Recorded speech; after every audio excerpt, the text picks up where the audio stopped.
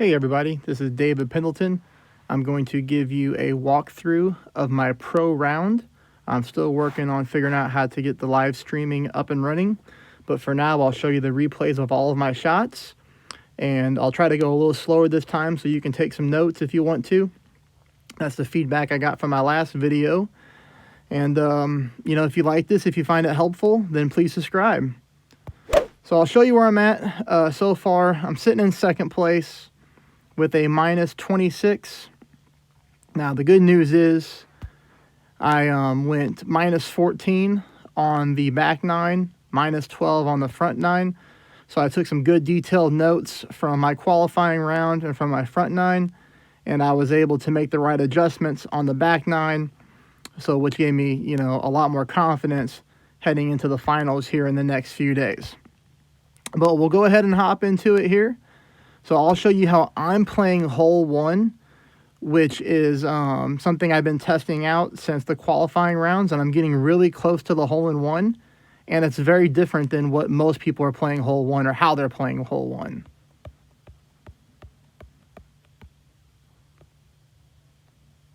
Okay, so hole one, I'm using a Quasar, and I'm using 20% elevation on my shot. I'm using a Goliath at max distance when I adjust my rings, but I'm actually going to line up my right target by the right side of the rough at the +1 mark, and you're going to see that here. So you're going to see me switch down to the Goliath, and the right ring will be on the right side of the rough, and the +1 yard mark is where I'm starting at. Now, I will tell you each shot needs to have 1.5 bars of backspin, regardless of the wind. And in 7.5 here, I went with, I believe it was 3 bars left spin.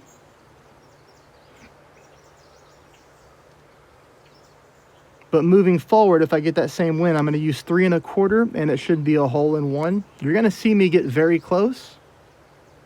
This is why I write down my spin adjustment and the wind, so I know how to dial it in on the next shots. This was actually the strongest wind that I've got so far on this hole. But you can see I barely missed it to the right with 3 bars of left spin. The ball came in really nice at 1.5 bars of backspin. So if I get that wind again, I know to go 3.25 left, max distance of the Goliath at the +1 yard mark, and that will be a hole-in-one. All right, hole number 2, you're actually going to want to switch your bag and use a Hornet for the second shot, but I'll show you how I approach the drive on this shot. So first thing is I'm using a Titan. I'm using 10% elevation. I'm going full top spin with 2 right spin, and I'm putting my blue ring on the rough line here on the left-hand side. And I'm using just a tad bit of overpower. I'm actually going to bring my ball down to the top of the bottom target. And that's what I wrote down to do every time. And I'm trying to find the same yard mark on each one of my drives. Now, if you don't have an extra mile 8, let's say you have a 5, 6, or 7, you can use a little bit more overpower if you want to get the ball up to where I'm at. And I'm just trying to get this thing lined up for a good rough bump. So this is a very simple drive. I didn't have to show it to you, but that's just how I'm playing it. Right at 400 yards, I did hit great left. I've been around 405, 402, somewhere in that range. But regardless, shot number 2 is going to be played at 0% elevation. And I had missed this one on the front 9. I actually left the ball just a little bit short. So I wrote down in my notes to make sure that I put the ball guideline through the pin. I thought that if I just left it at the pin, I would get, the tailwind here would give me a push up, but it's not. So I made sure to put enough top spin on it, put a tad bit of left spin, and made sure my ball guideline went through the pin. And I played this Hornet rough bump at mid distance of my club. And again with 0% elevation.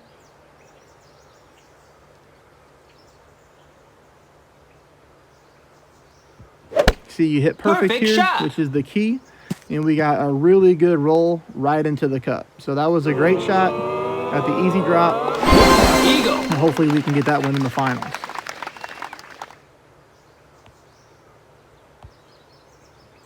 Now, hole number 3 is giving people a lot of problems. But I'm going to show you the easiest way to go about it. Again, it's going to require a bag change. Most people are using a big dog. I actually prefer to use the Guardian on this hole. But as far as the drive goes, I'm using a Titan. And because I have an Extra Mile 8, it's a pretty powerful driver. I'm only doing 2 top spin, no side spin. I'm going to make my adjustment with 10% elevation. And then I'm going to turn the camera back around and push my target back up to max, just to get a little bit of extra distance on my drive. So if you're using an Extra Mile that's lower level than 8, obviously you can get away with a little bit more top spin to make sure you still get good yardage on the shot. So you can see me by using 2 top spin. I'm not using no overpower. I give myself plenty of room to not go into the rough, because if you go into the rough, that's a disastrous shot. Now the next shot I'm taking with the Guardian. We're actually going to play this one a little bit differently. We're going to change our elevation to minus 10%, as we are playing this one slightly uphill. But other than that, I like the ball guideline on the Guardian. I pretty much just line this one up with with 1 bar of top spin, not even. I did 1.5 bars of top spin on the front 9, and I shot past the cup. It was still an easy chip in. So for this one, I went full right spin, half of a bar top spin, and 1 full bar of ball of curl. Great shot. And you can see here, even by hitting great, we got a nice roll. Really simple putt for the eagle. Nice on. A lot of people are missing the eagle on this hole, so if you guarantee yourself the eagle, that's going to put you ahead of a lot of the competition. Now, hole 4 is the only hole that I'm using a special ball on, meaning a ball that I paid for, a ball you cannot get for free in the game. This is the one that I'm most disappointed about. In my opinion, this should be the easiest hole-in-one of all the holes, which is why I chose to use a a wind-resistant 5 ball, because I just wanted to control the wind as much as I could. For me, I'm using about 3 bars of backspin every time on this shot, as the green does roll a little bit faster than normal. We're doing 10% elevation. 15% elevation, playing max of our club, and you'll see the perfect shot here. Perfect shot. And I just barely missed the hole-in-one, which has been happening to me the entire time, so I need to make a little bit of tweaks. I'll study this shot again and figure out exactly why I'm going wrong. But the backspin is good. We were just a little bit off there to the right.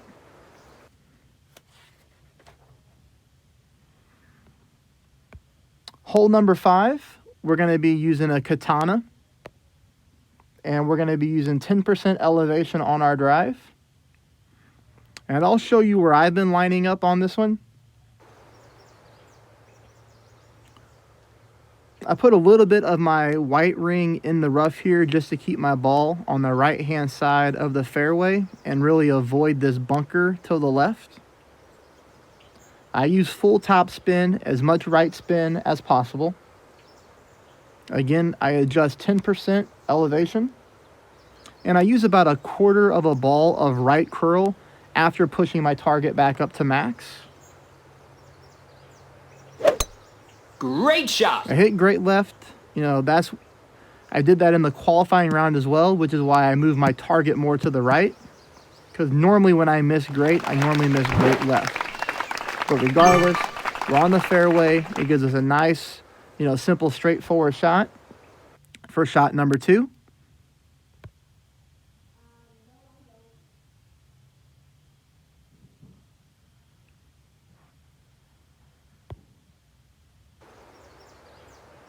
Shot number 2 is play with no elevation. Now, I messed up here. I had my Hornet still in my golf bag. I wanted to change this back to the Thorn, but I forgot to. I prefer to take the Thorn with this shot. If anybody has any suggestions on this hole, I keep finding a very glitchy green. As you can see, when I was moving my target around, the ball guideline would disappear and then go too far. Disappear, go too far. If anybody has a better approach, I'm definitely all ears. I'd love to hear, you know, if you're consistently getting the eagle on this one, how you're doing it, what club you're using. Perfect shot. But, you know, I hit the ball perfect. I thought I had it lined up well. And, you know, I just barely missed the drop on this hole. This is something I want to get lined out by the finals as well. Nice on. Hole number 6 is something that's given people a lot of problems, especially on the drive. You know, I'm using a big topper with 20% elevation and a Titan ball. And the biggest thing for me is, you know, of course, I'm going to use full topspin, but I don't want to use any overpower when it comes to the big topper. Yeah, I believe I'm showing the wrong replay here. That's my fault.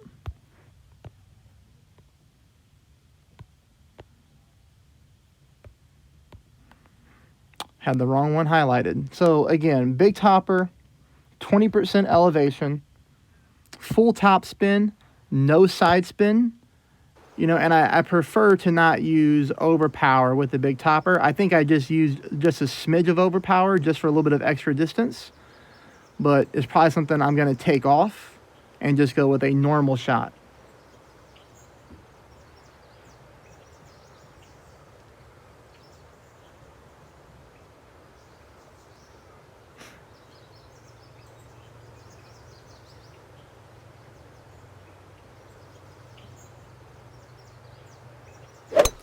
Perfect shot. So pretty simple, you know, just hit the ball good, let the ball roll. Right in between that, you know, that little small area of the fairway. Gives you good distance, keeps you on the fairway, makes the second shot simple. Now, I've been trying to get the rough bump figured out on this second shot, and it's not going well, so I just may abandon that altogether and just take the eagle and forget about trying to go for the albatross.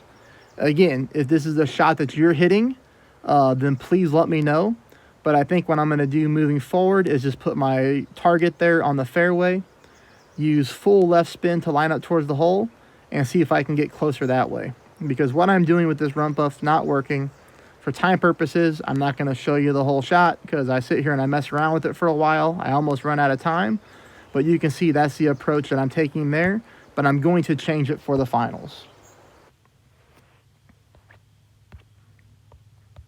All right, hole number 7 is a par 3. For this hole, oh, I'm sorry, this is not a par 3. Hole 8's a par 3. So hole number 7, I'm going to be using a quarterback, and the only reason that I'm using a quarterback here is because on my extra mile, I've hit the rough and I've hit the sand, so I'm just doing this for accuracy purposes, as it's not going to matter how far up I get on this fairway for the second shot, because I found out, you know, by doing this one on the front 9, when I did the quarterback, I came really close to dropping the eagle, so I preferred to take it this way better. And I like the Navigator, as we don't need to waste any other type of ball on this hole. So I'm playing this one, just so you guys know, quarterback, 10% elevation, and I'm playing medium distance of my driver. Perfect shot. Line it up, hit it perfect. The quarterback has great accuracy. So, you know, this is going to go exactly where you want it to, as long as you adjust everything correctly. Second shot is a little bit different. Again, we're going to go minus 10% on the elevation when it comes to this hole, as we are slightly uphill when we approach the pin.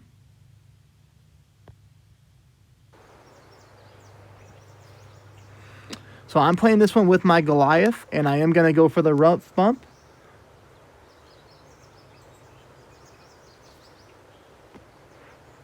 I did play this one at medium distance of my club.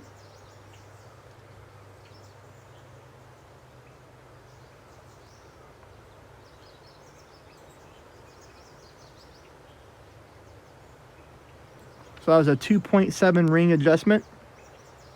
Take a normal shot. You know, as everything else, it comes down to Perfect hitting shot. perfect, which I've done really well so far, you know, on this round. And it's going to come in for a nice drop for another eagle. Eagle. All right, now hole 8, that is the par 3. And again, you know, I'm not using anything special. This should be an easy hole-in-one. I remember playing this one on Tour 8. When this course used to be on Tour 8, we would go to shootouts all the time and get this hole. And I would get a hole-in-one a lot. But for some reason, I haven't dropped it yet in the tournament. But I am getting closer. So for this one, I just adjust, you know, the spin and everything to go through the pin. So I think that's a nice little line right there.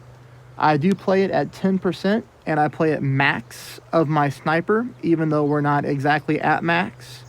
I do play it max.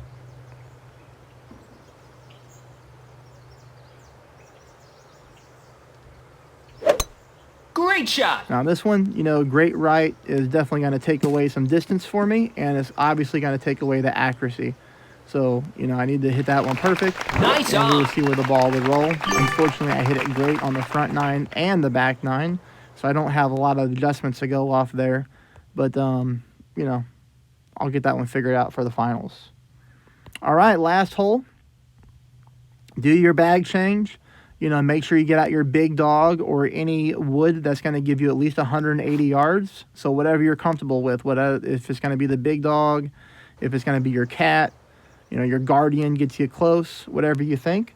But for the drive, we're going to go, for me, because of my extra mile strength, I'm only going 4 top spin. I'm going full right spin. And the reason that I go only 4 top spin is because I don't want to roll into the rough past that second fairway there. So I'm going to adjust my target here by 10%, then push back up to max and go full overpower with my shot. A great left, a great right is Great not going to shot. kill you.